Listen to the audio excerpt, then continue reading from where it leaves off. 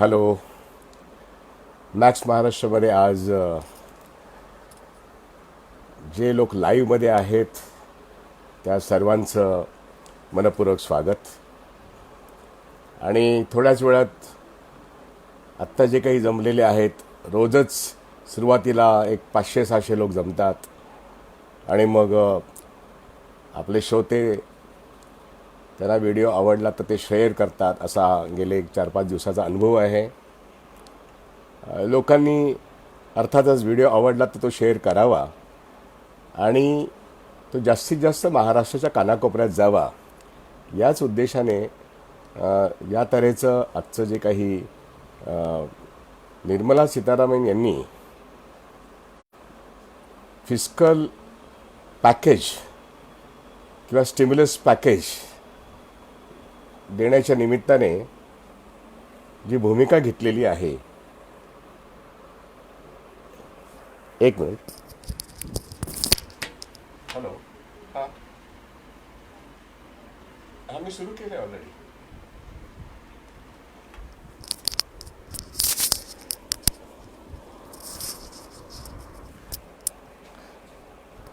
माफ करा, मध्येच दुसरा महत्त्वाचा फोन आला आणि मॅक्स महाराष्ट्राचा होता. तर आपण अशा मुद्द्यावर होतो की शेकडो लोक बघतायत आणि हजारो लोकांना नंतर ते बघण्याची संधी मिळते आणि कार्यक्रम संपता साधारणपणे 13 ते 14 हजार लोक बघतात. ही चांगली गोष्ट आहे.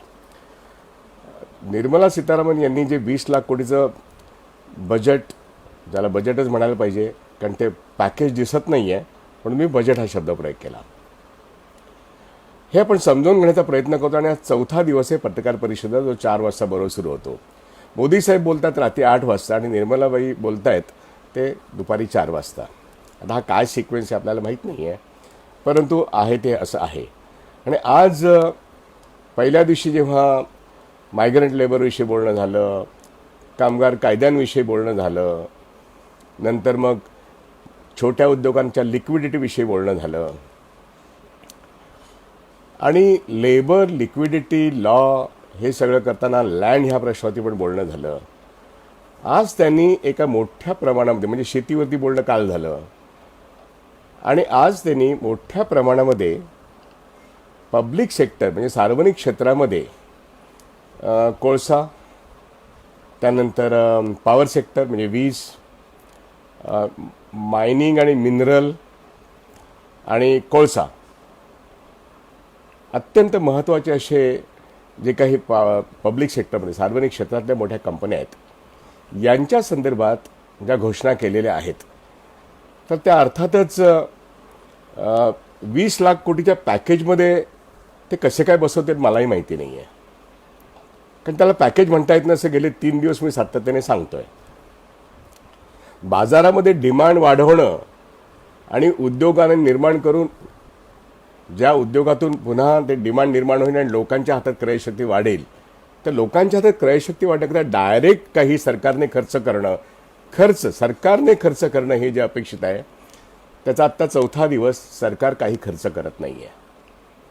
सरकार सार्वजनिक क्षेत्रातले आर्थिक क्षेत्रामध्ये जे अंगीकृत व्यवसाय आहेत, म्हणजे बँक असतील, विमा असेल, स्टील असेल, ऑइल असेल, कोल असेल, पॉवर असेल, मायनिंग असेल, सिव्हिल एव्हिएशन असेल, या सर्व क्षेत्रांमध्ये त्यांना जो कार्यक्रम बजेटमध्ये त्यांनी मांडला, बजेट पास करून घेतलं, परंतु बजेट पास करून घेतल्यानंतर एकूणच लॉकडाऊन सिच्युएशन जी निर्माण झालेली आहे, त्या लॉकडाऊन सिच्युएशनमध्ये त्यांनी ते पुश बटन पुढे केलेलं आहे. आता ह्याच्यातून करोनावरती काय अटकाव येईल हा आरोग्याचा प्रश्न झाला. पण एक मात्र स्पष्ट आहे की करोनाच्या निमित्ताने, पॅकेज देण्याच्या निमित्ताने सरकार बोलतं एक आणि करतं भलतंच आहे. आणि ते जे करतंय त्याची कारणमीमांसा ही करणं हे आत्ता आपल्या सर्वांचं काम झालेलं आहे. समजून घेणे आत्ता आपलं काम झालेलं आहे. नेमक्या ह्या 4ही दिवसामधल्या जी काही पावलं सरकारने उचललेली त्याला पॅकेज म्हणता येणार नाही, हे वारंवार मी म्हणतोय. 20 लाख कोटीपैकी सरकारने स्वतः खर्च केलेले किती हे सांगणं फार कठीण आहे, ते त्यांनीच सांगावं. आणि ते सरकार आपली चूक कबूल करायला तयार नाही आहेत. मायग्रंट लेबरला त्यांनी काही दिलं नाही, शेतकऱ्यांना त्यांनी काही दिलं नाही, कामगार कायदे पूर्णपणे 3-3 वर्षासाठी गुंडाळून ठेवण्याचा नियम केले. आणि काल कामगारांचा जो दट्ट्या बसला, जो देशभर क्षोभ निर्माण झालेला आहे, त्याच्या एका परिणामी यूपी सरकारने कोर्टामध्ये असं सांगितलेलं आहे की आम्ही 8 तासाचे 12 तास करण्याचा जो काही नियम केला तो आम्ही मागे घेतो. म्हणजे मोदी आणि योगी सरकारला कामगारांच्या रोषाची दखल घ्यावी लागली. पण म्हणून त्यांनी 1000 दिवसाकरता कामगार कायदे गाडून टाका ही जी काही भाषा केली आहे त्यातून ते मागे जात नाहीत. पण हळूहळू कामगारांच्या ताकदीचा परिणाम दिसतोय. शेतकऱ्यांच्या बाबतीत सुद्धा तोंडाला पाणी पुसण्यात आलेली आहेत. त्यामुळे हे जे 4ही घटक आहेत, labour, law, liquidity, small scale इंडस्ट्रीला देणं, क्रेडिट लाईन देणं, प्रत्यक्षात हातात काही न देणं, हे सगळं आपण पाहून झालं आहे. आज जे झालेलं आहे ते सार्वजनिक क्षेत्रातले, मगाशी मी सांगितल्याप्रमाणे कोल म्हणजे कोळसा उद्योग,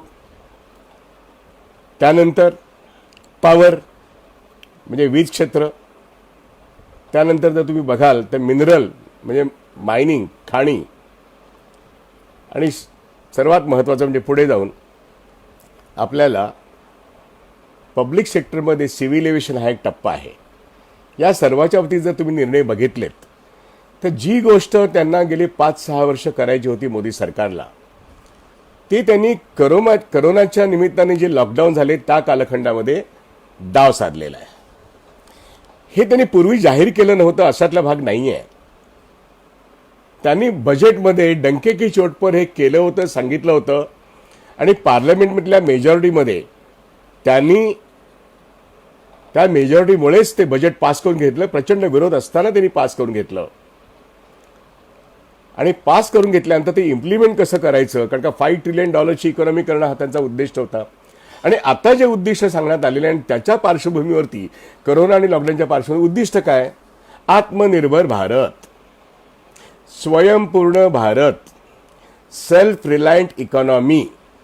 आणि मग जे आंतरराष्ट्रीय ग्लोबलाइज पातळीवरती जे आंतरराष्ट्रीय व्यवहार होत आहेत त्याच्याऐवजी माझ्या देशातले व्यवहार, माझ्या देशातल्या लोकांकरता ही इकॉनॉमी मी तशा पद्धतीने रिडिझाईन करतोय, हे मोदी साहेबांनी आपल्या भाषणात सांगितलं.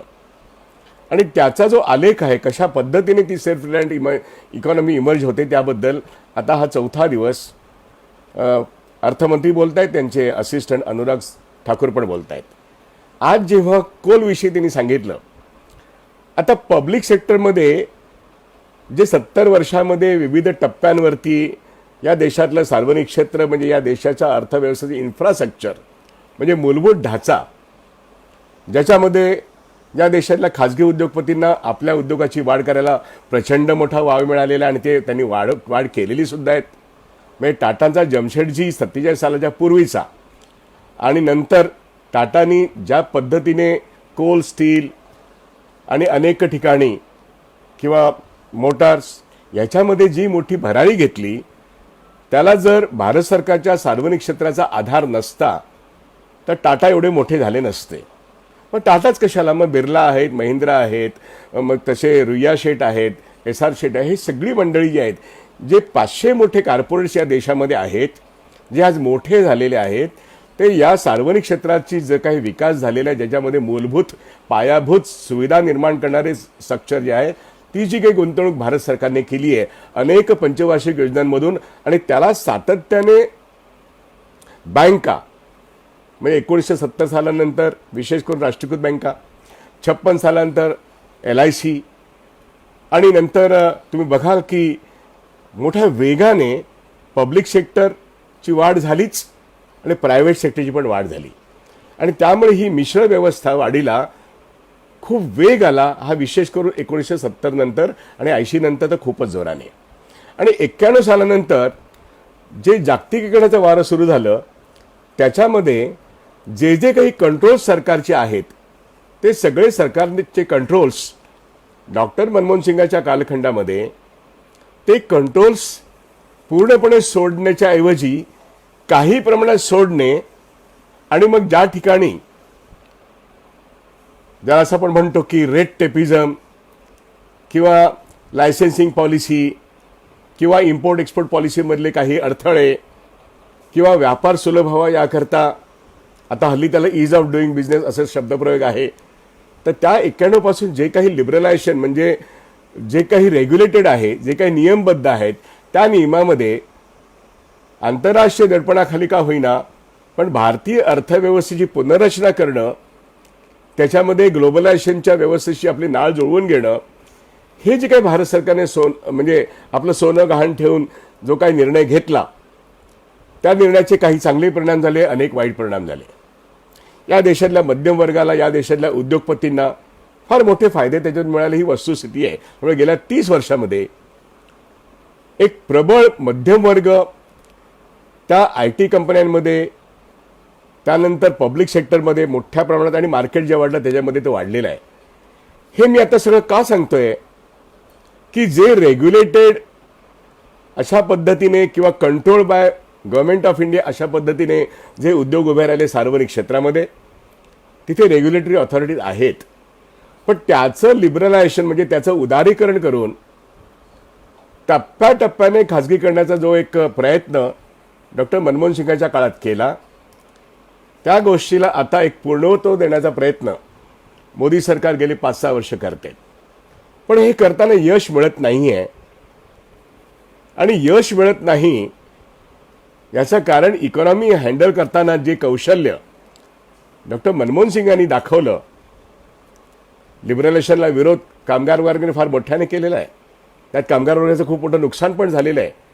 पण नोकऱ्या वाढल्या, GDP वाढलं, देशाची संपत्ती वाढली, हे खरं आहे. आणि विषमता वाढली, हेही तेवढंच खरं आहे. आणि या लिबरलायझेशनच्या कालखंडामध्ये कामगार वर्गाच्या आणि शेतकरी वर्गाला जे सबसिडी मिळत होते, जे काही मदत होत होती शिक्षणामध्ये, आरोग्यामध्ये, घरांच्या प्रश्नामध्ये, रेशन व्यवस्थेमध्ये, या सगळ्या प्रश्नातून अनेक सबसिड्या गेलेल्या आहेत, गायब झालेल्या आहेत. आणि मोदींच्या कालखंडामध्ये गेल्या 6 वर्षात हे खूप मोठ्या प्रमाणामध्ये सरकारने लोकांवरती खर्च करण्याचे पैसे हे कमी केलेत आणि लिबरलायझेशनची प्रक्रिया खूप, उदारीकरणाची प्रक्रिया खूप, खाजगीकरणाची प्रक्रिया खूप वेगाने वाढवलेली आहे. आणि गेली 6 बजेटमध्ये हे सगळं प्रारूप मोदी सरकारने मांडलेलं आहे. आणि त्या प्रारूपमध्ये जे पब्लिक सेक्टर अत्यंत भक्कमपणे नेहरू सरकार आणि इंदिरा गांधी सरकारने आणि नंतर राजीव सरकारने आणि नंतर लिबरलायझेशनच्या टप्प्यात सुद्धा आपला मालकी हक्क काही टप्प्यामध्ये सोडण्याचा प्रयत्न जेव्हा डॉक्टर मनमोहन सिंगांनी पण केला, जे उदारीकरणाचा पुढचा टप्पा, त्याही ठिकाणी एक गोष्ट मात्र डॉक्टर मनमोहन सिंगांच्या सरकारने केली, ती म्हणजे 100% ओनरशिप 51% आणून सार्वजनिक क्षेत्राचा कंट्रोल भारत सरकारकडेच ठेवणं, हे जे काय एक महत्त्वाचं सूत्र म्हणून आपण समजूया, ते त्यांनी स्वतःकडे ठेवलं. आज हे जे 20 लाख कोटीचं पॅकेज आहे, हे पॅकेज लोकांना आम्ही तुम्हाला आत्मनिर्भर भारत बनवतोय असं सांगून बजेटमध्ये जे मागच्या मांडलं होतं, ते आता त्यांनी डायरेक्टली ॲडमिनिस्ट्रेटिव्हली 20 लाख कोटीचं पॅकेज प्रेस पुढे मांडून ते जणू लोकांचं सँक्शन मिळवलं. आणि 20 लाख कोटी आम्ही हे पब्लिक सेक्टरचे जे काही अडलेलं घोडं आहे प्रायव्हेटायझेशनचं, त्याच्यामध्ये आम्ही मार्ग काढतो. आणि अर्थव्यवस्थेची गुंतून पडली आहे, त्याच्यात वाढ होत नाही आहे, आम्ही मार्ग खुले करतो. ते 1 नंबर विदेशी भांडवल आम्ही आता फक्त 49% आम्ही थांबणार नाही आहोत. आज निर्मला सीतारामन यांनी जाहीर केलं की या ठिकाणी आम्ही ज्या सुधारणा करतो, आपण कोलचं पहिल्यांदा घेऊ म्हणजे कोळसा उद्योग, त्या ठिकाणी आज 49% विदेशी भांडवल याच सरकारने आपल्या बजेटमधून मंजूर करून घेतलं होतं. आज त्यांनी पार्लमेंट नसताना एक मोठा निर्णय घेतला आणि तो निर्णय म्हणजे 74% विदेशी भांडवल येईल. म्हणजे सरकारची जी मक्तेदारी होती कोळशांच्या खाणीवरती, कोळशांच्या ब्लॉक्सवरती, ती मक्तेदारी, ती मोनोपोली आम्ही सोडून देऊ.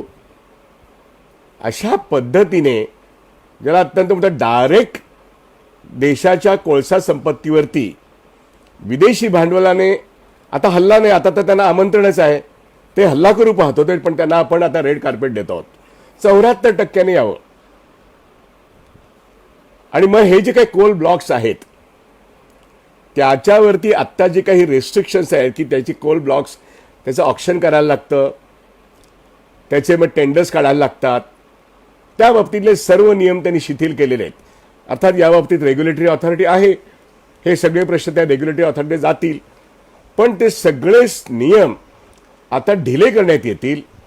आणि मग विदेशी भांडवल आणि देशी भांडवल या कोळसा उद्योगामध्ये किती मोठ्या प्रमाणात येतं तर त्याची लिमिट त्यांनी घालून दिलेली आहे की सरकार म्हणून आम्ही 26% ठेवू आणि 26% ठेवल्यानंतर होय आमची मालकी राहील असं सरकारचं मत आहे.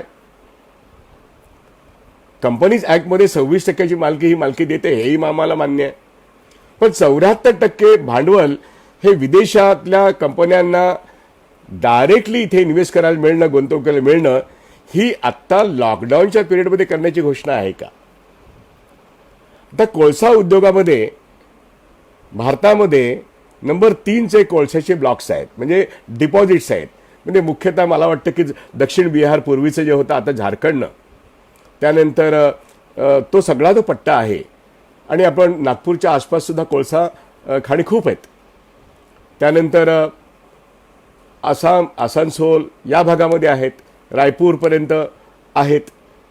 हा सगळा जो कोल बेल्ट आहे, मुख्यतः झारखंड, तो पूर्वीचा दक्षिण बिहार, ह्या सगळ्या कोल बेल्टमध्ये आता सगळे कोल ब्लॉक्सवरती कंट्रोल मोठ्या प्रमाणामध्ये आता विदेशी आणि देशी भांडवलाची येतील. पण प्रश्न असा निर्माण होतो की असे देशी कॉर्पोरेट्स आत्ता जे कोणी कोलमध्ये हँडलिंग करतायत ते जिंदाल आहेत. म्हणजे नवीन जिंदाल हे कर्जबाजारी आहेत, त्यांची बँकांची जवळपास 40,000 कोटीचे लोन्स अजूनही आउटस्टँडिंग आहेत.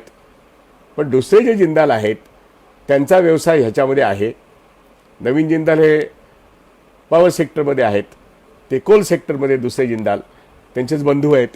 आता या मंडळींना एक मोठं स्वातंत्र्य मिळेल की आपल्या उद्योगाचा विस्तार वाढवायला. ते रायपूरमध्ये आहेत. याच पद्धतीने मग ते टाटा असतील, बिर्ला असतील किंवा अनेक असे मंडळी आहे की त्यांचे या देशाच्या कोळसा उद्योगामध्ये पहिल्यापासून मोठे स्टेक्स आहेत. तर हे झालं कोळशाच्याबद्दल. आता कोळशाच्याबद्दल तुम्हाला आठवत असेल काही वर्षांपूर्वी रिलायन्सचा IPO प्रचंड मोठ्या प्रमाणात बाजारामध्ये सबस्क्राईब झाला. त्याच्यापूर्वी कोल इंडियाचं लिस्टिंग झालं मार्केटमध्ये, मुंबई स्टॉक एक्सचेंजमध्ये. आणि तो फार मोठ्या प्रमाणात, मला वाटतं त्यावेळेस 4.5 लाख कोटीपेक्षा जास्त तो IPO त्यांचा सबस्क्राईब झाला. त्यामुळे ती कॅशरिच कंपनी बनली. आता त्या कॅशरिच कंपनीची मॅनेजमेंट ही ज्या ढिसाळ पद्धतीने सरकारने या गेल्या 6 वर्षात हाताळली आहे, आता it is no more a cash rich company. अनेक सार्वजनिक कंपन्यांमधली जी संपत्ती आहे, जे ॲसेट्स आहेत, या ॲसेट्सचं या गेल्या 6 वर्षामध्ये काय गौडबंगाल झालं आणि त्याची व्हॅल्यू कमी झाली आहे, त्या ठिकाणी झालेला भ्रष्टाचार, त्या ठिकाणचे पैसे जे सायफन आउट झालेले आहेत, याच्याविषयी कॅग रिपोर्ट काय म्हणतो हे बघणं आवश्यक आहे. कारण कोळसा खाणी कोल इंडियानंतर जेवढ्या मोठ्या प्रमाणात मार्केटमध्ये जो IPO सबस्क्राईब झाला, आज त्या कोल इंडियामध्ये मला वाटतं तो चिदंबरमच्या कालखंडात कोल इंडियाचा IPO निघाला होता.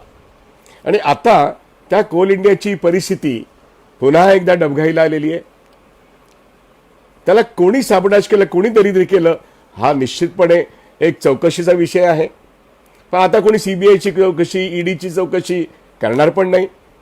कॅग रिपोर्टमध्ये काही दिसत पण नाही. पण मग कोळसाच्या खाणी, त्याच्यामध्ये खाणीमध्ये जाऊन कोळसा काढला जात नाही.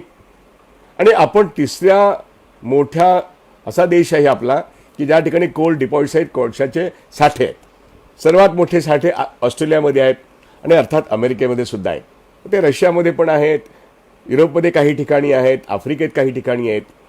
परंतु भारतामध्ये कोळसाचा साठा एवढा मोठा असताना आपल्या पब्लिक सेक्टर कंपन्या एफिशियंटली चालत नाहीत असा आरोप करून इथल्या प्रायव्हेट सेक्टरनी काय तीर मारलेत हे आपल्याला माहीत असताना, कारण ते सगळे आता बँक लोन डिफॉल्टर्स आहेत, असं असताना करोनाच्या कालखंडामध्ये आज कोळसा खाणींवरचा कंट्रोल भारत सरकारचा सोडून देणं, याला मूर्खपणा म्हणायचा का हुशारी म्हणायची? कारण ही हुशारी काय आहे? जेव्हा अर्थव्यवस्थेमध्ये सगळ्याच गोष्टी ठप्प झालेल्या आहेत, विदेशातल्या मोठ्यातल्या मोठ्या इकॉनॉमी आता चक्रावलेल्या आहेत, त्या स्टँडस्टिल झालेल्या आहेत, लॉकडाऊन झालेल्या आहेत. मग ती अमेरिकेची असेल, युरोपातल्या सर्व देशांची असेल, अगदी चीनची असेल आणि ऑस्ट्रेलियाची सुद्धा. अशा वेळेस भारतातल्या कोळसा खाणींमध्ये विदेशी भांडवल मागवणं अशी कोणती मोठी अर्जन्सी आली होती 20 लाख कोटीचं पॅकेज म्हणून जाहीर करण्याची? अशी कोणती अर्जन्सी आहे? आणि कोण इथे इन्व्हेस्टमेंट करायला बसलेलं आहे? म्हणजे आपल्या लॉकडाऊन पूर्वी आपली कुठलीच वस्तू विकत घेतली जात नव्हती, ना बिस्किट ना ऑटो सेक्टर. अशा वेळेस आपले कोल ब्लॉक्स आता ऑक्शन करणं, टेंडर करणं, त्यानंतर मार्केटमध्ये पुन्हा लिस्टिंग करणं, त्याची मोनोपोली सोडून देणं, विदेशी भांडवल मागवणं, देशी भांडवल मागवणं, ही प्रक्रिया कोरोनाच्या लॉकडाऊन नंतर होईल. म्हणजे त्याला किमान 1 वर्ष लागेल. पण आज अनाऊन्स करणं याचा अर्थ की एकूणच परकीय भांडवलाचा एवढा दबाव आजही या देशावर आहे, पीएमओवरती आहे. त्या दबावाला बळी पडून भारत सरकार करोनाच्या वेळेस, लॉकडाऊनच्या वेळेस आपले जे नॅशनल असेट्स आहेत, राष्ट्रीय संपत्ती आहे, कोळसा ही राष्ट्रीय संपत्ती आहे. भूगर्भामध्ये लाखो बिलियन कोटीचे कोळशाची खाणी आपल्या आहेत.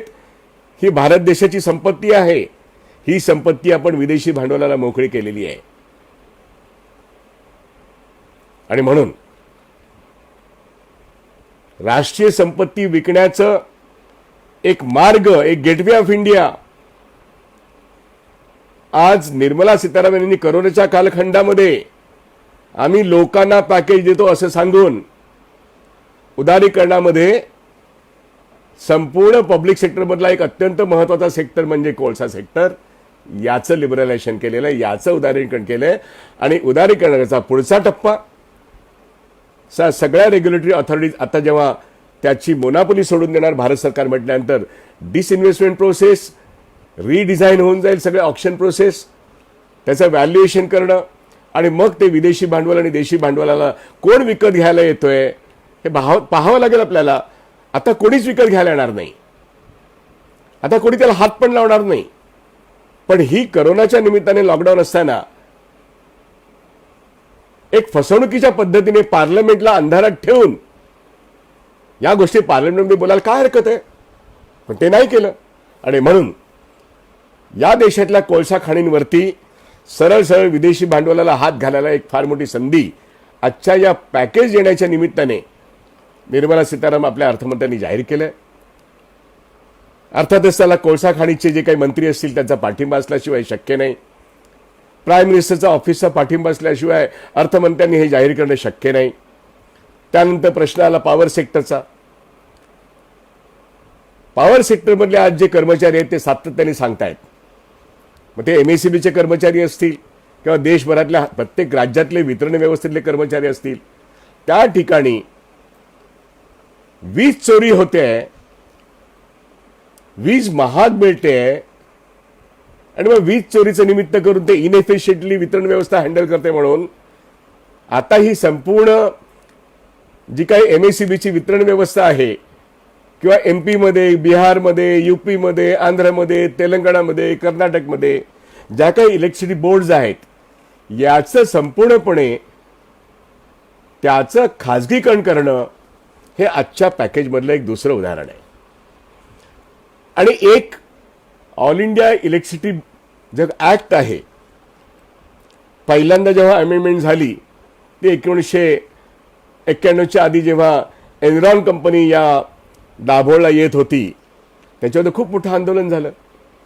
तो एनरॉन बुडवण्याचा प्रश्न, अरबी समुद्रातून बाहेर काढण्याचा प्रश्न, हे सगळं राजकारण आणि अर्थकारण आपण पाहिलेलं आहे. आणि तो इलेक्ट्रिसिटी ऍक्ट तेव्हा तो अमेंड झाला. वीज प्रचंड महाग झाली आहे गेल्या 30 वर्षात.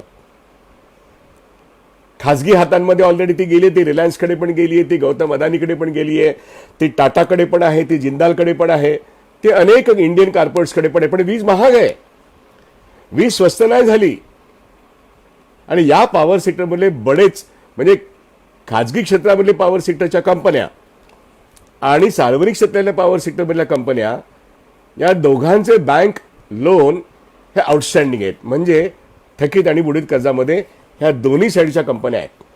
पण पॉवर सेक्टर एफिशियंटली चालत नाही असा आरोप मात्र पब्लिक सेक्टर कंपन्यावर होतो. आणि हे करोनाचं निमित्त करून जे लॉकडाऊन झालेलं आहे त्या लॉकडाऊनमध्ये आपण पाहिलं असेल की महाराष्ट्रातल्या वीज कर्मचाऱ्यांनी अतिशय कष्टाने एक तासही वीज जाऊ दिली नाही.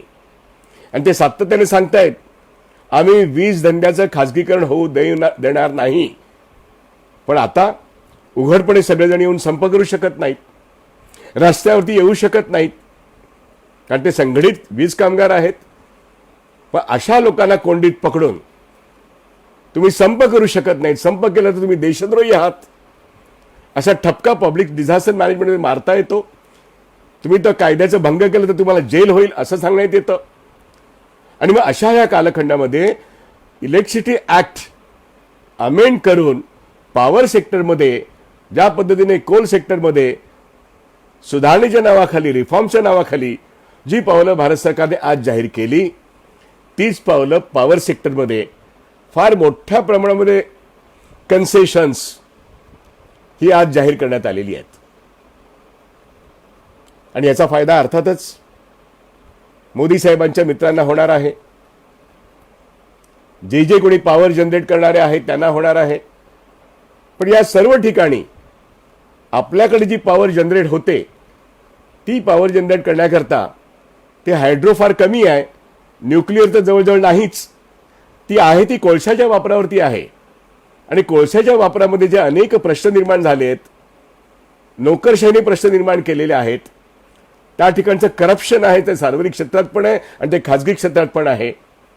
पण खाजगी क्षेत्रामध्ये त्याच्यावरती जास्त नियंत्रण खाजगी भांडवलदाराचं आहे, जास्त करप्शन हे खाजगी सार्वजनिक क्षेत्रात आहे, हे मान्य करायला हरकत नाही. पण मात्र त्याच्याचा उपाय म्हणून सार्वजनिक क्षेत्रातल्या पॉवर सेक्टरचं आणि कोल सेक्टरचं जे काही एकमेकांवरती अवलंबून असणारे हे सेक्टर्स आहेत ते आजच्या अशा कोरोनाच्या लॉकडाऊनच्या अवस्थेमध्ये मी म्हणेन चोरी छिपे त्याचं लिबरलायझेशन करणं, त्याचं प्रायव्हेटायझेशन करणं म्हणजे उदारीकरण आणि खाजगीकरण करणं अशा वेळेस करणं की जेव्हा कोणीही विदेशातून भांडवल आणणार नाहीये, जेव्हा या देशातले या क्षेत्रातले उद्योगपती सुद्धा ज्यांचं आता वस्त्रहरण झालेलं आहे, जे मुळीच उत्सुक नाही ह्याच्यामध्ये गुंतवणूक करायला आणि जे स्वतः कर्जबुडवे आहेत बँकांचे, अशा सगळ्यांकरता आज ही मोठी खुशखबरी आहे.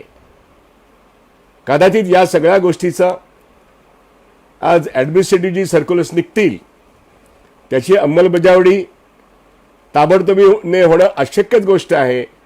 कारण शेअर बाजार निर्मला सीतारामन यांच्या 4थ्या दिवसाच्या शेवटी सुद्धा आजही 1000-1500 म्हणजे गेल्या 4 दिवसात मिळून 1000-1500 सेन्सेक्स कमी झालेला आहे. तो आजही वरती गेलेला नाही आहे. आणि उद्या तर रविवार आहे, सोमवारी या 4ही पत्रकार परिषदांनंतर भारत सरकारची जी आत्मनिर्भर होण्याची, सेल्फ रिलायंट होण्याची जी काही स्ट्रॅटेजी आहे याच्यावरती सोमवारी मार्केट काय म्हणते ते आपण बघूया. परंतु ताबडतोबीने कोणीच गुंतवणूक करणार नसल्यामुळे मार्केटने वरती जावं अशा तऱ्हेची व्यवस्था, अशा तऱ्हेची अवस्था ना जगात आहे ना देशात आहे. कारण लॉकडाऊनमधल्या सर्वच इकॉनॉम्या, सर्वच अर्थव्यवस्था या पार कोसळलेल्या असताना एक आपण पाहिलं कोल, दुसरं आपण पाहिलं पॉवर, याच्यामध्ये सर्व तऱ्हेचे रेग्युलेटरी बॉडी ज्या आहेत या दोन्ही क्षेत्रामधल्या त्या एरवी फार कडक नियम आहेत. हे सगळे नियम आता शिथिल होणार आहेत. आता आपण त्या तपशिलात जाण्याची गरज नाही आहे. पण मुख्य मुद्दा पॉवर सेक्टर अत्यंत महत्त्वाचं आणि कोल सेक्टर ह्या दोघांचं जे एकूण एकमेकावरती अवलंबून राहणं आहे, यावरती दोन्हींवरती कंट्रोल भारत सरकारच्या ऐवजी आता तो खाजगी क्षेत्रामध्ये वाढणार आहे. आणि त्या खाजगीमध्ये सुद्धा विदेशी भांडवलाचा वर्चस्व हा साधारणपणे 74% नेण्याचा जो निर्णय आज झाला आहे त्याचा निषेधच केला पाहिजे. कारण हे पुन्हा एकदा ही राष्ट्रीय संपत्ती आहे, ही जनतेची संपत्ती आहे. सरकारला संधी मिळताच त्याचं डिसइन्व्हेस्टमेंट करणं, ती विकून स्वस्तात पैसे घेणं, हे जे काही उद्योग आहेत स्वतःचं डेफिसिट फायनान्सिंग कव्हर करण्याकरता, ही ती वेळ नव्हे.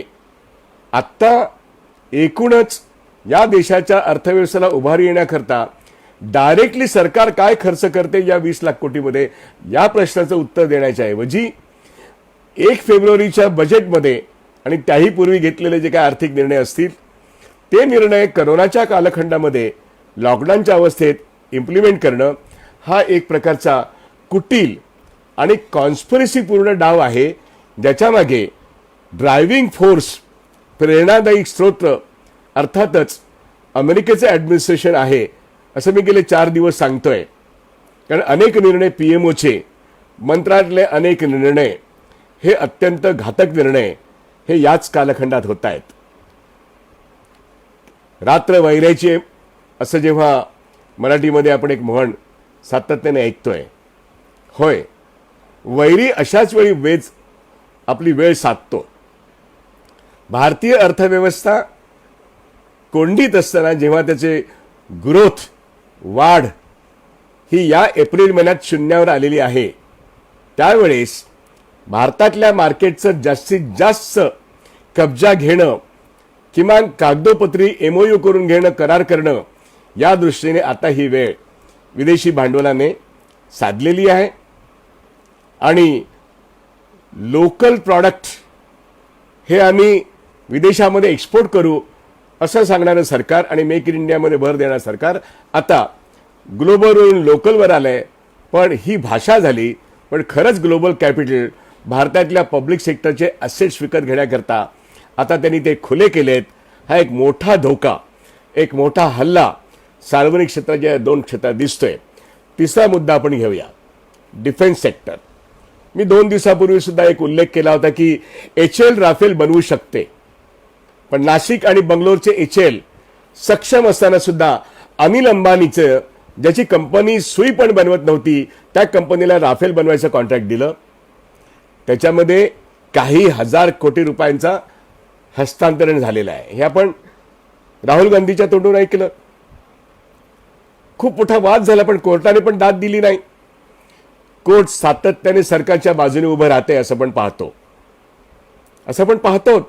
जवळजवळ 20 मोठ्या केसेस आज कोर्टाने निकाली लावल्या नाहीत, पण त्याच्या तारखा 2-2, 3-3 महिने पुढच्या देऊन ठेवलेल्या आहेत.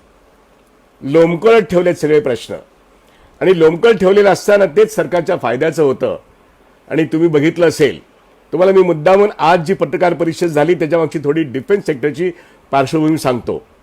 साधारणपणे नोव्हेंबर-डिसेंबरच्या वेळेस डिफेन्स सेक्टरमधल्या 41 कारखान्यांमध्ये आयटक, CITU, HMS, इंटक आणि होय भारतीय मजदूर संघ सुद्धा, या सर्व संघटनांनी एकत्र येऊन कामगार वर्ग म्हणून तुम्ही संरक्षण क्षेत्रातल्या 41 कारखान्यांमध्ये आम्ही या देशामध्ये संरक्षण साहित्य उत्पादन करतो त्याचं तुम्ही कॉर्पोरेटायझेशन करू नये म्हणून त्यांनी 21 दिवसाच्या संपाचा ऐलान केला.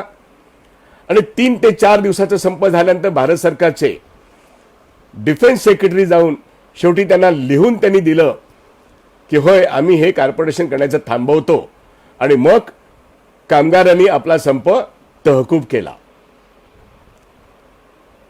परवा पंतप्रधान सांगत होते की आम्ही कुठल्याही देशावरती अवलंबून नाही आहोत आणि आम्ही PPE किट आम्ही स्वतः निर्माण केले.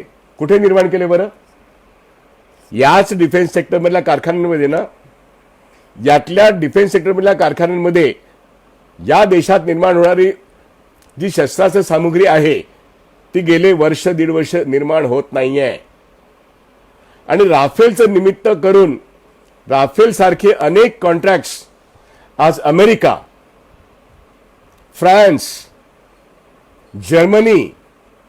रशिया आणि सर्वात जास्त कॉन्ट्रॅक्ट इस्रायलला देण्यात आलेली आहेत.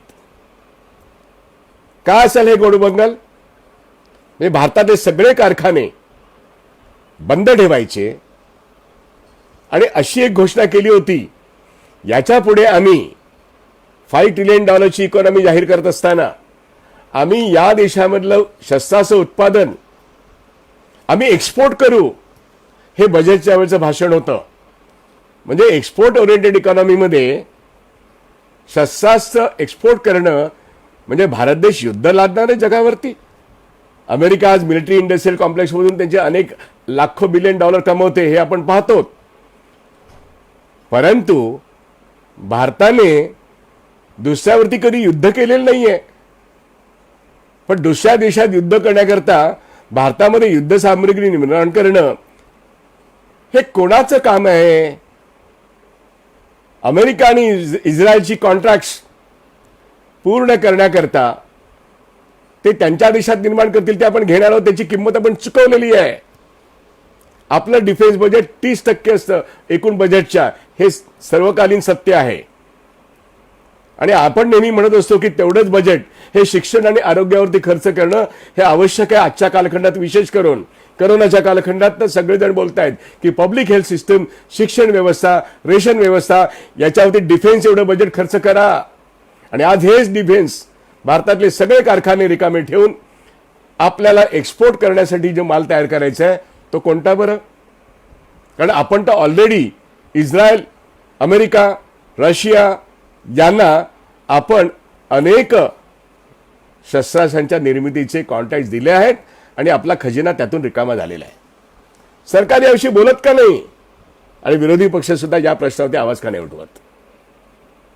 त्यामुळे डिफेन्स सेक्टरमधल्या लाखो कामगारांना आता बेकारीला पुढे जावं लागेल. आज डिफेन्स सेक्टरविषयी सुद्धा पूर्णपणे त्याचं कॉर्पोरेटायझेशन, त्याचं कंपनीकरण हे निर्मला सीतारामन यांनी अनाऊन्स केलेलं आहे. आणि आपल्या देशामध्ये जे आपल्यासाठी उत्पादन करणारी शस्त्राची व्यवस्था होती त्याच्याऐवजी वेगळ्याच गोष्टी आज प्लॅन होत आहेत. आणि इस्रायलचं आणि अमेरिकेचं दडपण या ठिकाणी प्रचंड आहे. हे आजच्या या पत्रकार परिषदेमध्ये जे निवेदन आहे त्यानं सिद्ध होतं. टॅक्टिक्स आणि स्ट्रॅटेजी कोणी बोलणार नाही, पण गेले 2-3 दिवस मी सांगतोय की पाकिस्तान हा अमेरिकेचा सॅटेलाइट देश आहे. पाकिस्तान हे पूर्णपणे परावलंबी राष्ट्र आहे, अमेरिकेवरती ते अवलंबून आहे. पण भारताने नेहमी स्वावलंबीपणे सर्व क्षेत्रामध्ये आपलं कर्तृत्व दाखवलेलं आहे. आज आपण चित्र बघतो गेले 2-3 वर्ष अमेरिकन ॲडमिनिस्ट्रेशनचे लोक भारतीय ॲडमिनिस्ट्रेशनमध्ये किती डीपली घुसलेले आहेत. हे भारताचे जे काही पॉलिसी फ्रेमवर्क बदलते आहे आणि ज्या पद्धतीने ते अंमलात येते आणि ज्या पद्धतीने ते अनाउन्समेंट होत आहेत, सार्वजनिक क्षेत्रातला डिफेन्स सेक्टर हे टार्गेट करण्यात आलेलं आहे. आणि त्या ठिकाणी इस्रायल आणि अमेरिकेचे त्यांच्याकडे गेलेले कॉन्ट्रॅक्ट्स, भारत सरकारचा पैसा त्या ठिकाणी किती खर्च झाला याच्यावरती आज जाहीरपणे काही प्रश्न विचारण्याची गरज आहे.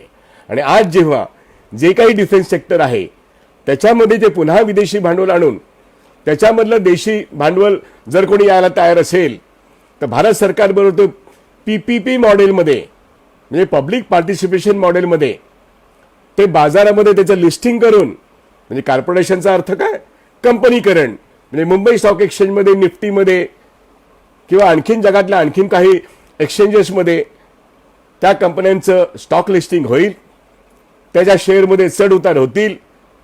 आणि अशा तऱ्हेने डिफेन्स सेक्टर हे पैसा कमवणाऱ्या सट्टाबाजाच्या केंद्रामध्ये त्याच्या शेअरची विक्री करणं आणि कोणासाठी कोण शस्त्राचं उत्पादन करतंय, कुठलं युद्ध करण्याकरता कोणाच्यासाठी सामुग्री निर्माण होते याच्यावरती आपलं लक्ष असणं आवश्यक आहे. आज तरी डिफेन्स सेक्टरवरचा कंट्रोल कॉर्पोरेशनच्या टप्प्यामध्ये तो विदेशाच्या हातात गेलेला आहे. आणि अशा एका टप्प्यावरती आता जे chief of staff Bipin Rawat, जे पूर्वी आर्मीचे चीफ होते ते आता चीफ ऑफ स्टाफ झालेले आहेत. त्यांनी 3-4 दिवसापूर्वी एक विधान केलं आणि ते आश्चर्यकारक विधान होतं. ते विधान भारताची शस्त्रास्त्राची तयारी त्याच्या अपुरेपणाविषयी त्यांचं विधान होतं. हे विधान फार धैर्याचं आहे, हे विधान फार महत्त्वाचं आहे. ते जनतेने काळजीपूर्वक ऐकावं, कारण त्याच्यामध्ये आपल्या देशाच्या सैन्याला ज्या शस्त्रास्त्रांची गरज आहे त्याची आपली तयारी नाही, अशा तऱ्हेचं त्यांचं वक्तव्य होतं. आणि त्या पार्श्वभूमीवर ते वक्तव्य फार 10 दिवसापूर्वीचंच आहे. त्या पार्श्वभूमीवर आज डिफेन्स सेक्टरचा जो संप झाला त्या पार्श्वभूमीवर आणि लॉकडाऊनच्या परिस्थितीमध्ये 41 डिफेन्स सेक्टरमधल्या कंपन्यांचं कॉर्पोरेशन करणं, जे लिहून दिलं होतं कामगारांना डिफेन्स सेक्रेटरीने, त्याच्यावरती आता वरवंटा फिरलेला आहे. त्याचं आता उदारीकरण आणि खाजगीकरणाचा मार्ग खुला झालेला आहे. तिथेही 51% जास्त विदेशी भांडवल आणून त्यांच्या हातात कंट्रोल देणं हे आज निर्मला सीतारामन यांनी मान्य केलेलं आहे. ही एक भयानक परिस्थिती आहे, ही एक भयानक परिस्थिती आहे. 20 लाख कोटीच्या पॅकेजच्या निमित्ताने या देशाचे सार्वजनिक क्षेत्रातले, ही सार्वजनिक क्षेत्र ह्याला का म्हणायचं, कारण ती देशाची संपत्ती आहे. गेल्या कित्येक वर्षामध्ये बजेटमधून जो खर्च झालाय तो या सार्वजनिक क्षेत्राच्या विकासासाठी तो जनतेचा पैसा आहे, तो टॅक्स पेअरचा पैसा आहे. त्याच्यामध्ये खाजगी क्षेत्र पण वाढलेलं आहे आणि देश पण मोठा झालेला आहे. सार्वजनिक क्षेत्र मोठं झालंय.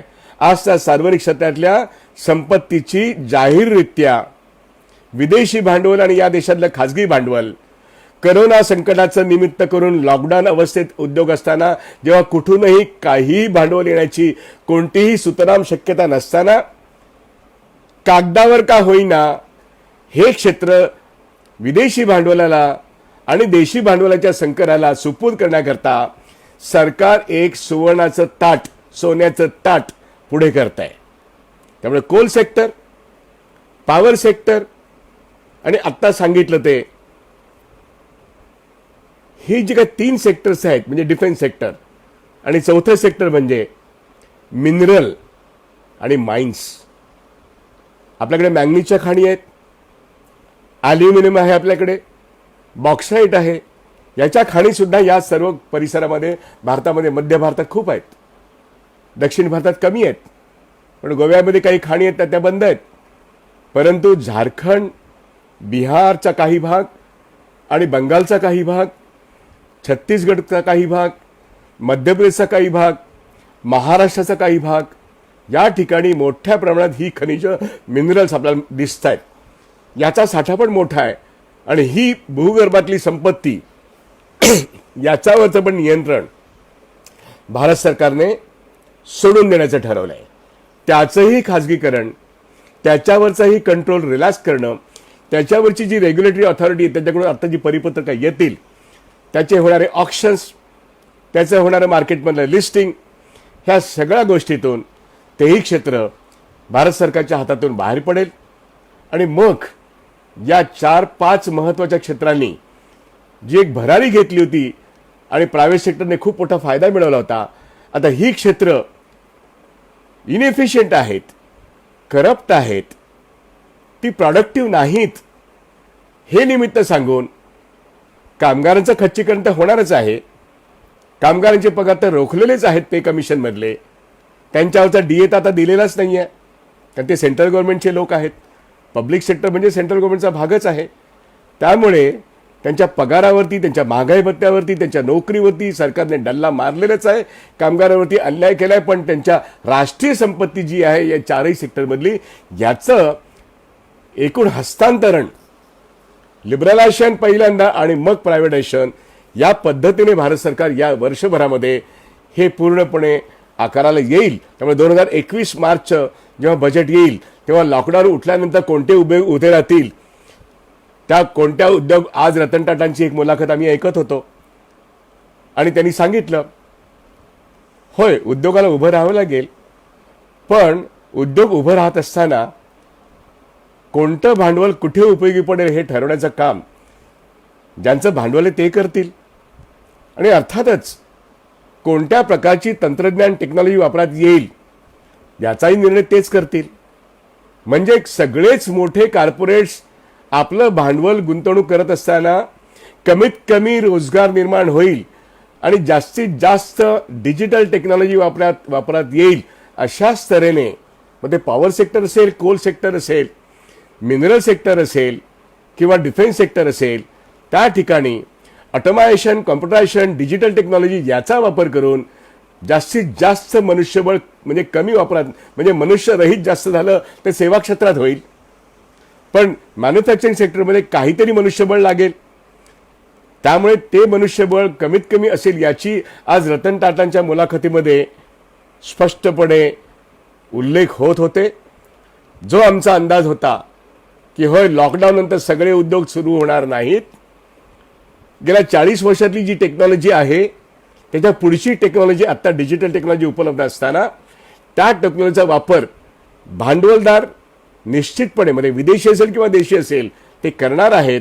आणि त्यातून IT कंपन्यांमध्ये सुद्धा कामगार जेव्हा त्यांच्या नोकऱ्या जात आहेत आणि ह्या ठिकाणी सांगायला हरकत नाही की ट्विटर नावाच्या आंतरराष्ट्रीय कंपनीने आपली सगळी ऑफिसेस त्यांनी जाहीर केले की आम्ही कधी उघडू हे सांगू शकत नाही.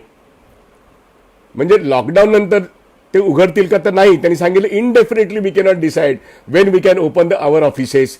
मग हीच गोष्ट फेसबुकने केली आहे, हीच गोष्ट सगळ्या IT कंपन्या सांगतायत. आणि टाटानी स्वतः TCS मध्ये आपल्या लोकांना वर्क फ्रॉम होम सांगितलं.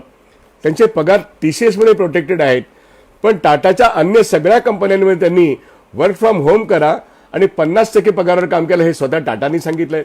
म्हणजे लेबरवरती कमीत कमी खर्च करणं आणि त्यांना वर्क फ्रॉम होम करत सांगत असताना आता हे जे 4 सेक्टर आज अनाऊन्स झालेले आहेत, ज्याचं उदारीकरण आणि खाजगीकरण आज जे अनाऊन्स झाले आहेत, त्यानंतर जेव्हा ते रिओपन होतील त्यावेळेस नवीन टेक्नॉलॉजी जसं दत्ता सामंतच्या कालखंडात झालं, संप चालू झाला आजही संपला नाही, त्या ठिकाणी जी टेक्नॉलॉजी बदलली त्यानंतर टेक्स्टाईल इंडस्ट्रीचं रूपच बदललं, कॉटनचं रूप बदललं, टेक्स्टाईलचे अन्न जी रूप आहेत ती पण बदलली आणि शेवटी मुंबईतलं टेक्स्टाईल निम्म्यापेक्षा जास्त इतरत्र गेलेलं आहे.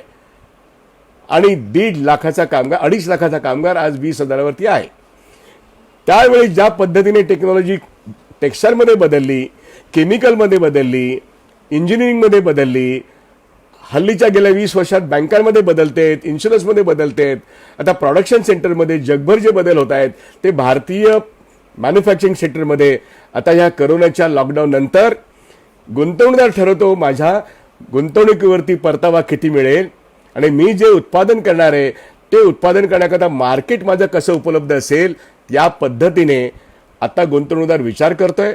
अशा एका अवस्थेमध्ये कुठूनही गुंतवणूक होण्याची काही शक्यता नसताना भारत सरकारने किमान कागदोपत्री करार होऊ शकतात त्याचं लिबरलायझेशन म्हणजे उदारीकरण आणि खाजगीकरण या 4 इम्पॉर्टंट सेक्टर जे सार्वजनिक क्षेत्रातलं डॉमिनंट मालकी आहे म्हणजे सरकारची मालकी आहे, पर्यायाने लोकांची मालकी आहे, ती देशाची संपत्ती आहे, त्याचं त्यांनी आज निर्णय जे घेतले त्याचा 20 लाख कोटीच्या पॅकेजशी सुतराम संबंध नाही आहे.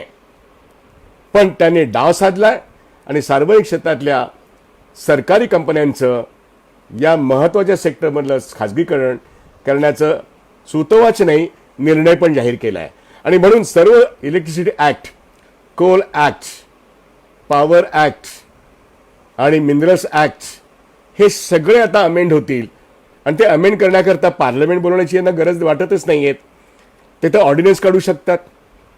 त्यांनी कामगार कायदे गुंडाळण्याकरता जसे ऑर्डिनन्स काढले तसे इथे पण ऑर्डिनन्स निघतील आणि ॲडमिनिस्ट्रेटिव्हली ते करतील ना.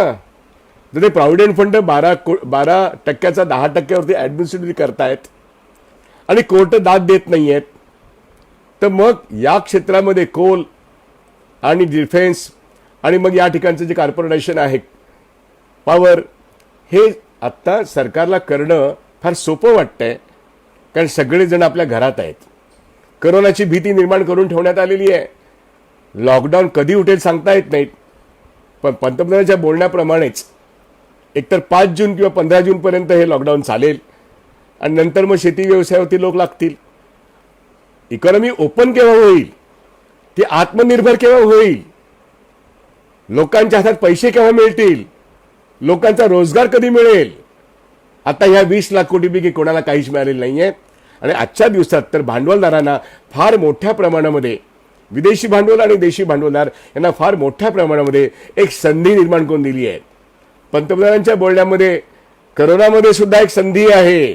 नया भारत, आत्मनिर्भर भारत करण्याची जी संधी आहे ना, ती ही संधी त्यांनी साधली आहे, ही वेळ त्यांनी साधलेली आहे. भांडवलदारांसाठी ही वेळ त्यांनी साधलेली आहे आणि म्हणून याचा निषेध करावा. हे निश्चितपणे लॉकडाऊन नंतर फार मोठी कामगार कृती करणारच आहेत.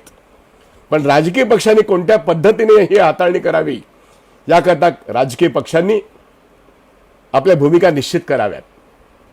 आपल्याला प्रश्नांवरती भूमिका आहे आणि या देशातल्या जनतेच्या प्रश्नांचं आपण राजकारण केलं पाहिजे.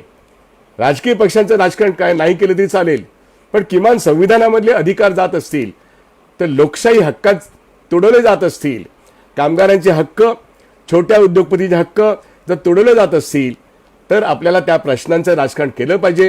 हे मी गेले 4 दिवस सांगतोय. आणि आज जेव्हा राष्ट्रीय संपत्ती, नॅशनल असेट्स, म्हणजे बँका असतील, इन्शुरन्स असेल, कोल असेल, ऑइल असेल, सिव्हिल एव्हिएशन असेल, पॉवर असेल, ही राष्ट्रीय संपत्ती आहे. या राष्ट्रीय संपत्तीची विल्हेवाट लावणं हा अधिकार या देशाच्या सरकारला निवडून आलं असं ती हरकत नाही, पण तो अशा सहजासहजी देणं बरोबर नाही. तो त्यांनी हिसकावून घेतलेला आहे आणि सरळ सरळ राष्ट्रीय संपत्तीवरती हे नोकरशहा आणि हे राजकीय नेते डल्ला मारतायत. हे बरोबर नाहीये. आणि हा हल्ला परतवून लावण्यासाठी जनतेने काय करावं ते समजून घेणं आवश्यक आहे. सिव्हिल एव्हिएशनच्या बाबतीमध्ये आपल्या आकाश 60% विदेशी कंपन्यांकरता मोकळं करण्यात आलेलं आहे. याचे अर्थ काय काय होत आहेत हे आपण नंतर तपासून घेऊ. पण या आकाशामध्ये, आपल्या आकाशामध्ये आता जेट तर भरारी घेत नाहीये. एअर इंडिया कंपनी अजूनही 1 वर्षभर विकली गेलेली नाही म्हणून भारत सरकारचीच आहे, कारण कोणी विकत घ्यायला तयार नाहीये, विकली जाऊ शकत नाही म्हणून त्याची किंमत पण कमी करण्यात आलेली आहे. अजूनही एअर इंडिया भारत सरकारच्या मालकीची आहे. आणखीन काही कंपन्या आहेत पण त्या सगळ्या डबघाईला आलेल्या आहेत. अशा वेळेस भारताचा एअर स्पेस 60% हे मोकळं करण्याचा निर्णय आज झालेला आहे. त्याचे नेमके काय काय अर्थ होतात हे आपण तज्ज्ञांकडून समजून घेऊया. सिव्हिल एव्हिएशन मधले तज्ज्ञ आता बोलते होतील असं वाटतं, पण जेट कंपनी आज आपल्या देशातले काही राजकीय नेते जे सत्तेत आहेत आणि एटीएस सारखी दुबईची कंपनी, मध्यपूर्वेतली सर्वात मोठी कंपनी, यांचं मनोमिलन, यांचं भांडवल मिलन, यांचं हातमिळवणी होऊन जेटचं पुन्हा रिवायवल होईल. तेव्हा जेट कुणाच्या हातात गेला हे जनतेला समजेल. एअर इंडिया सुद्धा डिसइन्व्हेस्टमेंटच्या प्रोसेसमध्ये कोण घेण्याची तयारी करत होतं, कोणी बुडवली हे आपल्याला माहिती आहे, पण कोण घेण्याची तयारी करत होतं याचा पण शोध घेण्याची गरज आहे. त्यामुळे या डिसइन्व्हेस्टमेंट प्रोसेसमध्ये राष्ट्रीय संपत्तीची विल्हेवाट करत असताना पडद्यामागे कोणाचा फायदा आहे याचाही आजचे जे काही 4 दिवसाचं जे काही आपण 20 लाख कोटीचं ऐकत होतो, जे काही अर्थमंत्र्यांनी सांगितलं ते आपण ऐकलं, पण कुणाचा फायदा होतोय आणि कोण मरतोय हे आपण पाहिलं. त्यामुळे शेतकरी, शेतमजूर, मायग्रंट लेबर, स्थलांतरित लेबर, कन्स्ट्रक्शन लेबर यांना काही नाहीये. छोट्या उद्योगपतींना क्रेडिट लाईन ऑपरेट केलेली आहे, पण त्यांचं एनपीए कोण क्लिअर करणार? त्यांच्या हातात आता डायरेक्टली त्यांचा उद्योगधंदा सुरू होण्यासाठी त्यांना कोण मदत करणार? उत्तर नाहीये. आणि आता मात्र मोठ्या उद्योगधंद्याकरता जे आता सध्या बंदच आहेत त्यांनी कधी चालू करायचा हा निर्णय त्यांचा असेल, भांडवल किती लावायचा हा निर्णय त्यांचा असेल, पण त्यांच्याकरता मात्र सोन्याची खाण ओपन करण्याचा निर्णय आज निर्मलाबाई सीतारामन केलेला आहे. देशाची, राष्ट्राची संपत्ती अत्यंत स्वस्त भावाने विक्रीला काढण्याचा निर्णय आज या देशाच्या सरकारने अशा कोरोनाच्या लॉकडाऊनच्या अवस्थेत केला आहे. ही अतिशय लाजिरवाणी बाब आज आपल्या समोर आलेली आहे.